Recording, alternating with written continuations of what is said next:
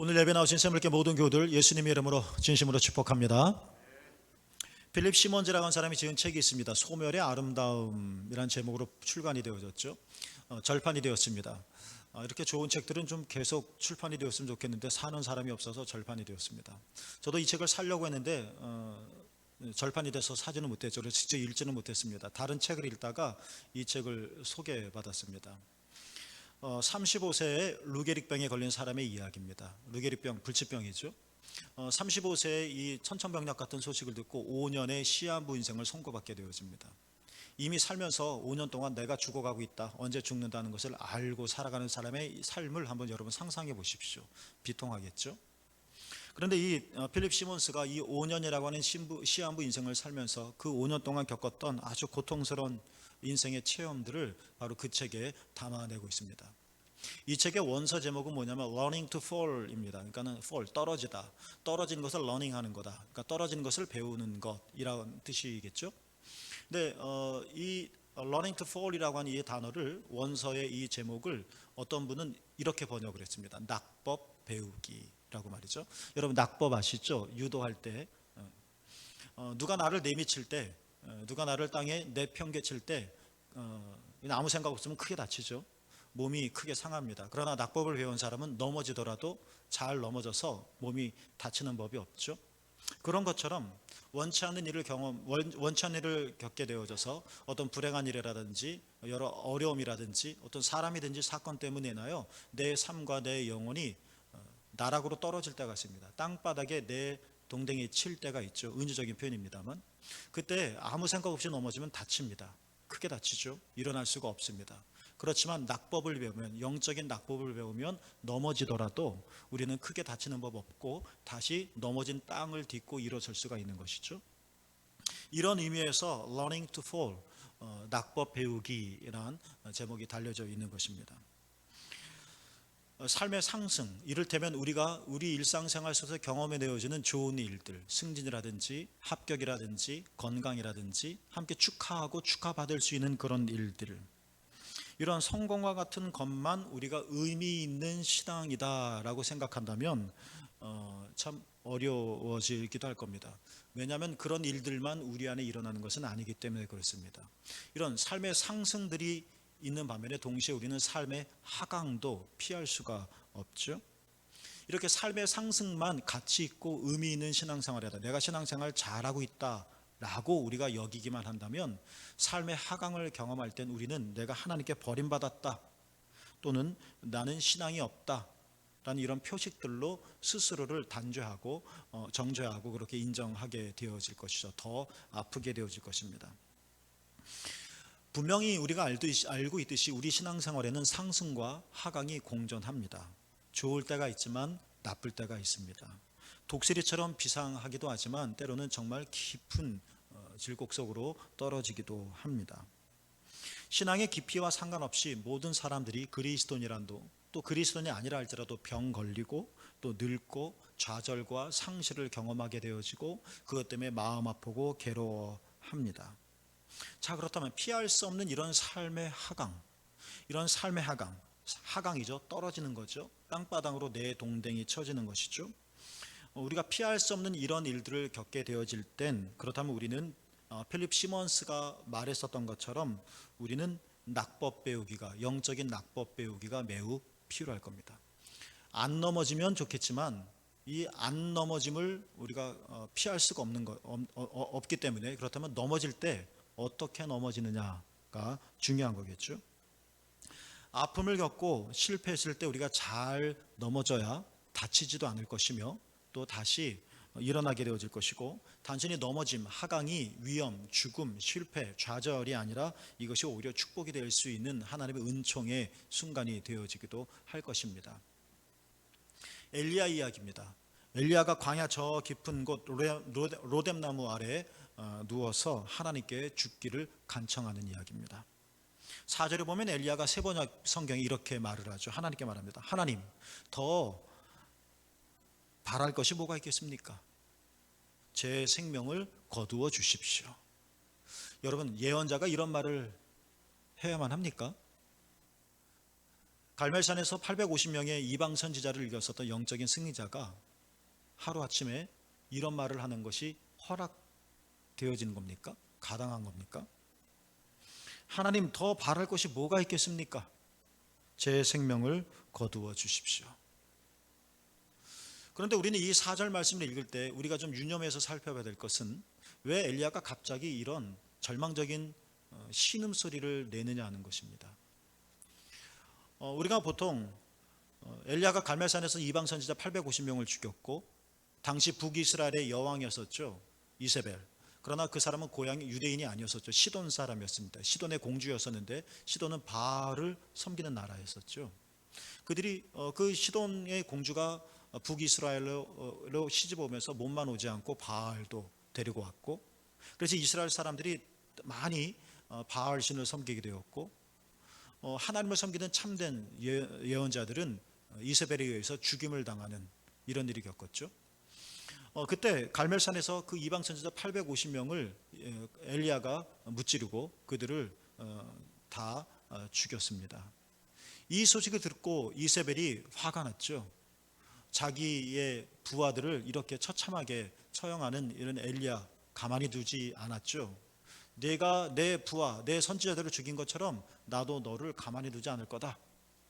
그냥 소시민이 말하는 게 아니라 여왕이 말했다면, 왕비가 말했다면 이건 정말 무시무시한 협박이지 않겠습니까? 보통 우리는 엘리야가 로뎀나무 아래 숨어서 죽기를 간청했었던 그 연유를 물으면서 이런 식으로 대답할 겁니다. 이세벨의 칼끝이 무서워서 도망갔다, 피했다, 절망스러웠다. 물론 그러기도 합니다. 그런데 여러분, 엘리야의 이 절망은 하나님, 뭘 더 바랄 게 있겠습니까? 제 생명을 거두어 주십시오 하는 이 절망의 소리는 이세벨의 칼끝 때문만은 아닙니다. 이게 주된 이유가 아니라는 것입니다. 뭐가 있습니다. 어떤 사건이 있고 이것이 엘리야를 저 깊은 곳으로 끝자락으로 몰고 갔다는 거예요.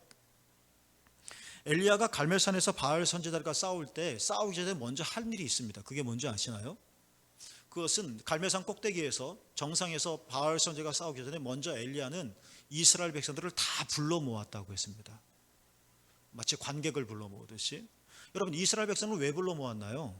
그냥 이방 선지자들만 무찌르면 되지 않았을까요? 왜 그들을 다 불러서 한 사람도 빠짐없이 갈멜산 정상에 다 서게 했었을까요? 자, 이제 이방 선지자들과 결투를 하는데 엘리야가 하나님께 간절한 기도를 드렸고, 성경에 나와 있는 얘기죠. 그랬더니 하나님께서 하늘에서 불을 내려주셨고, 그래서 물이 촉촉히 적셔 있는 나무 제단을 다 태웠다. 엘리야의 기도에 하나님께서 응답하신 것이죠. 이런 것들을 통해서 바알, 이방 선지자들이 믿고 있던 바알은 참된 신이 아니다 하는 것들이 증명이 되었고, 뿐만 아니라 여호와 하나님이 참된 하나님이시다 하는 것들이 천하에 드러나게 되었습니다. 자, 여러분, 이제 우리는 짐작할 수 있어요. 왜 엘리야가 이스라엘 사람들을 갈멜산에 다 불러 모았는지 보라는 겁니다. 바알이 무서워서, 이세벨이 무서워서 바알을 섬기고 있었던 이스라엘 백성들, 우상을 섬기고 있었던 자들, 바알에게 절하며 당신이 최고의 신입니다라고 경외했었던 자들, 너희를 창조하고 너희를 인도하고 너희를 애굽에서 구원했었던 그 여호와 하나님을 배반한 이스라엘 백성들, 다 와라, 다 와라. 그리고 지금 이 갈멜산 꼭대기에서 어느 신이 진짜 하나님인지, 어느 신이 참된 하나님이신지 봐라. 이게 이스라엘 백성을 불러 모은 이유였습니다. 이런 하나님께서 행하신 놀라운 초자연적인 기적, 그러니까 하늘에서 불이 떨어져 번제단이 타버리는 이 엄청난 기적들을 보면서 성경에 보면 진짜 엘리야의 기대처럼 이스라엘 백성들은 이 광경을 보고 여호와 하나님이 참된 하나님이다 라고 고백을 2번이나 합니다. 2번이나 합니다. 여러분 한번 상상해 보십시오. 이스라엘 백성이 그렇습니다, 여호와 하나님이 우리의 하나님이시고 살아계신 분이시며 진짜 하나님이십니다, 이런 고백을 했을 때 엘리야의 표정이 어땠을까? 여러분 한번 상상해 보십시오. 자, 얼굴에 웃음이 가득 차지 않았었을까요? 왜요? 그걸 기대했었으니까. 엘리야는 단순히 이방 선지자들을 죽이는 게 문제가 아니었습니다. 엘리야의 진정한 소원은 무엇이었느냐면 이 갈멜산 싸움을 통해서 이스라엘 사람들이 하나님으로 돌아오는 것이었습니다. 그런데 그들이 이 놀라운 하나님의 광경을 보고 여호와 하나님이 참된 하나님입니다 이렇게 고백하자 이제 엘리야는 됐다, 이제 이스라엘이 우상을 버리고 하나님께로 돌아오겠지, 됐어, 기뻤을 겁니다. 환한 미소가 펼쳐졌을 것입니다. 그런데 어떤 일이 일어났나요? 이스라엘은 회개하지 않았습니다. 이스라엘의 우상 숭배는 계속되었습니다. 1대 850, 산속에 사는 한 명의 선지자와 왕궁의 권력자 이세벨, 아합,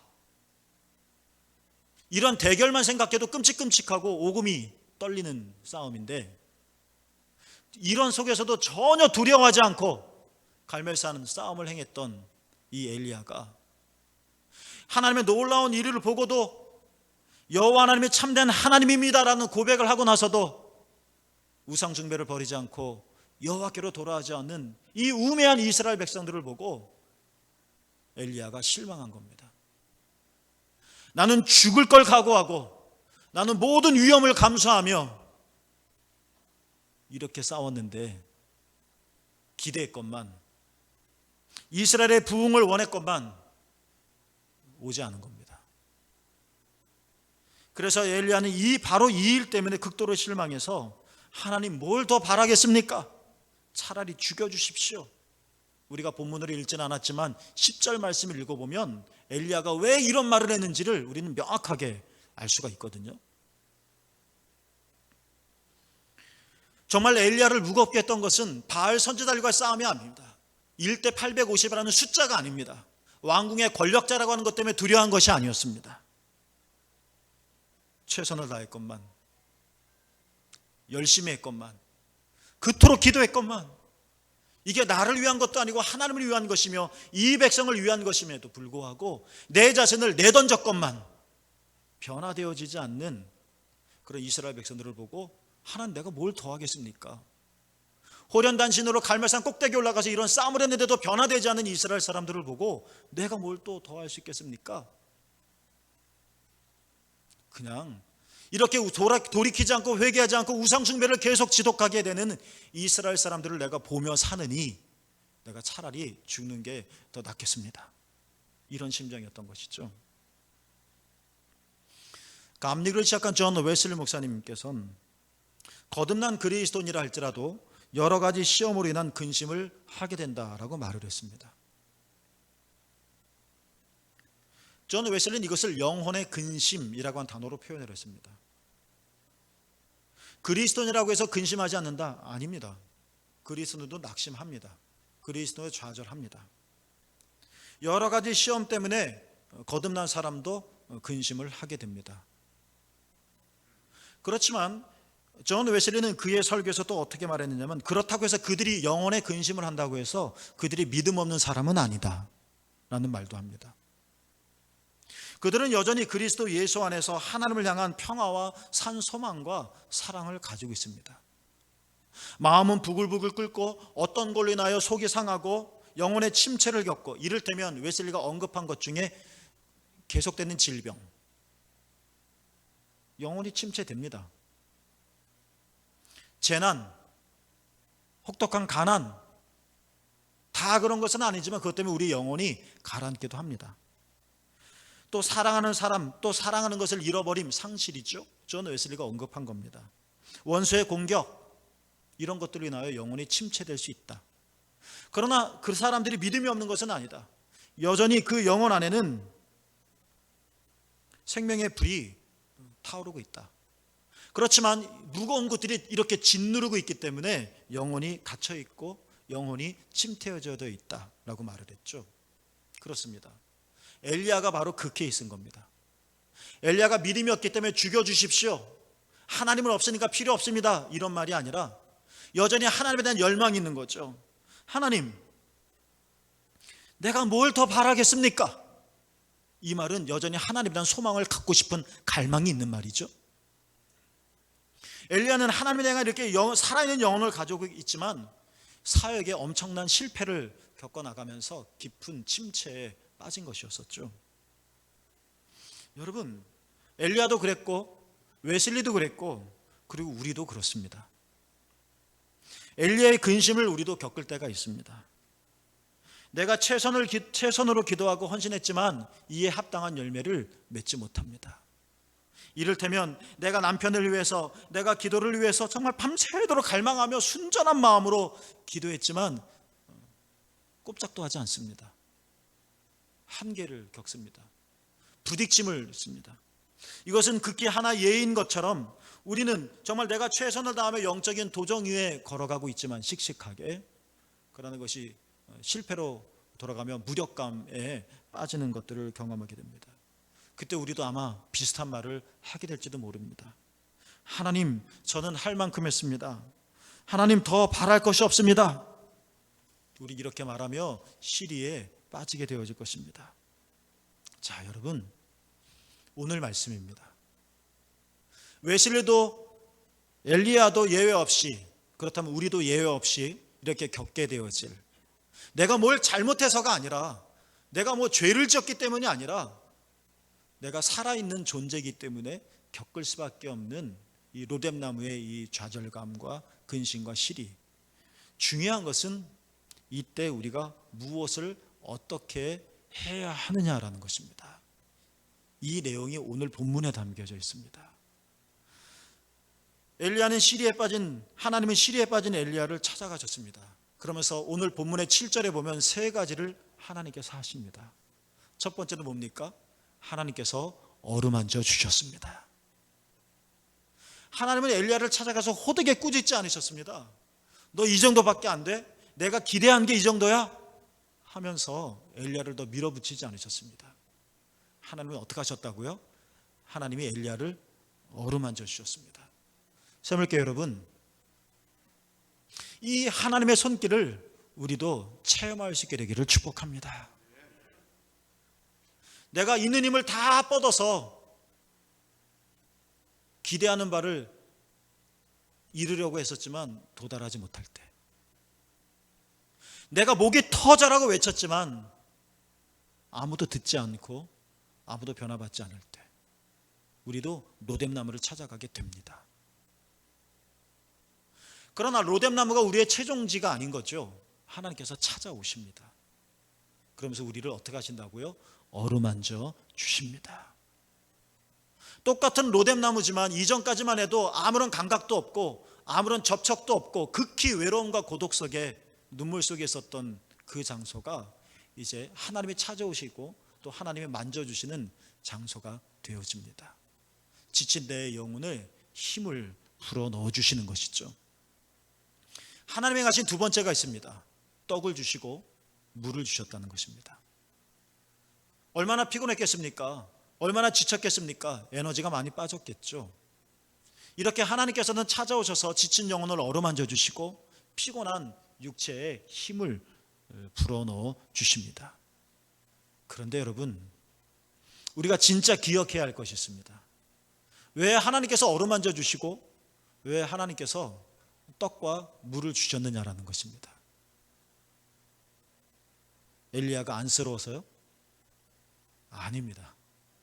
엘리야가 불쌍해 보여서요? 아닙니다. 하나님의 세 번째 말씀이 있습니다. 그게 뭐냐? 내가 갈 길을 다 가지 못할까 하노라, 이겁니다. 하나님께서 엘리야를 만져주시고 먹을 것을 주신 이유는 엘리야가 갈 곳이 있다는 것입니다. 엘리야가 가야 할 곳이 있다는 것입니다. 그곳에 가기 위해 어루만져 주시고 영혼을 붙들어 주시고 또 육체의 피곤함을 씻어 주시는 겁니다. 떡과 물을 주시면서 엘리야에게 갈 길이 남아있기 때문에, 엘리야가 그곳까지 가야 하기 때문에.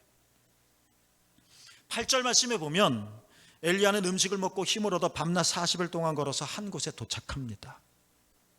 여러분, 그곳이 어디죠? 호렙산입니다. 하나님은 이렇게 지친 엘리야를 어디로 이끄셨습니까? 호렙산으로 이끄셨습니다. 여러분, 호렙산은 어떤 곳입니까? 이스라엘 사람들에게 있어서 호렙산은 하나님을 만난 곳입니다.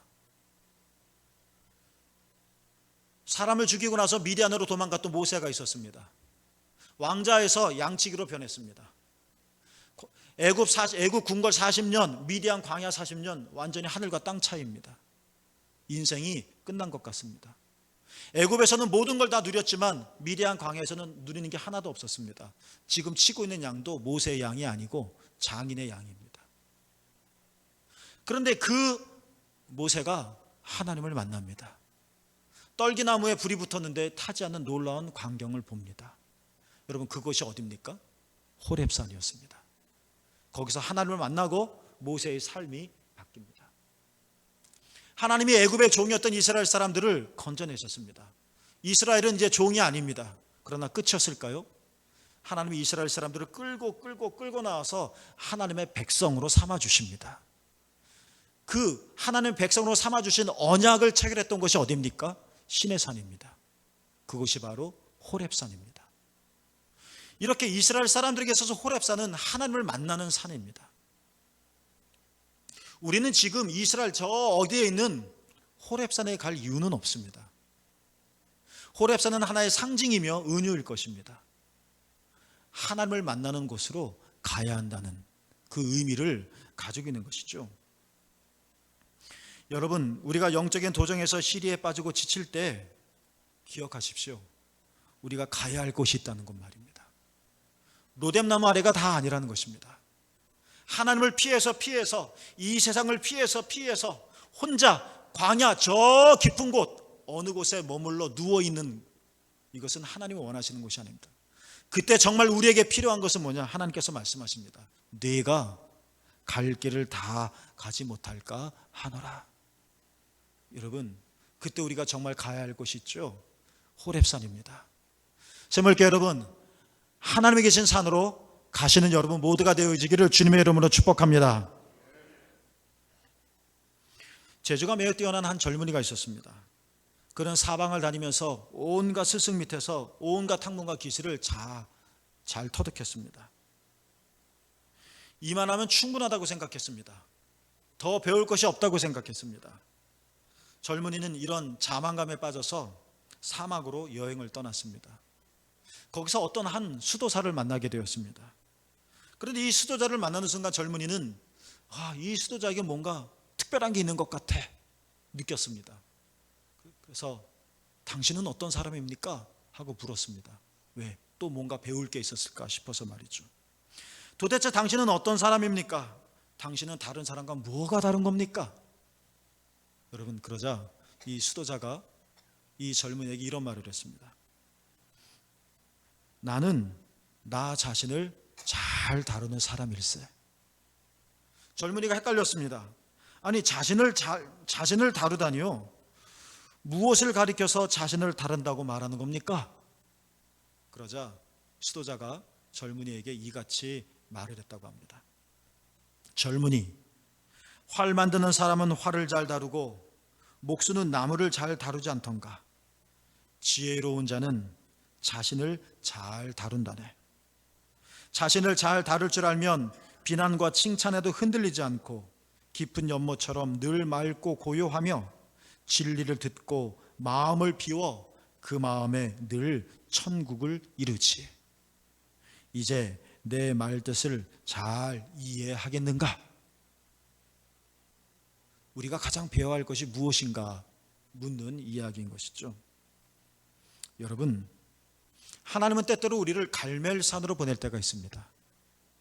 그곳은 소명의 자리입니다. 우리는 그곳에서 믿음의 선한 싸움을 싸워야 합니다. 부르심의 자리니까.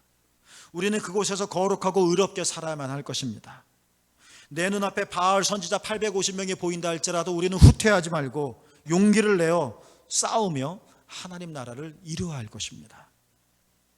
그런데 여러분, 우리가 계속 갈멜산에만 머물다 보면 언젠가는 지치게 된다는 것입니다.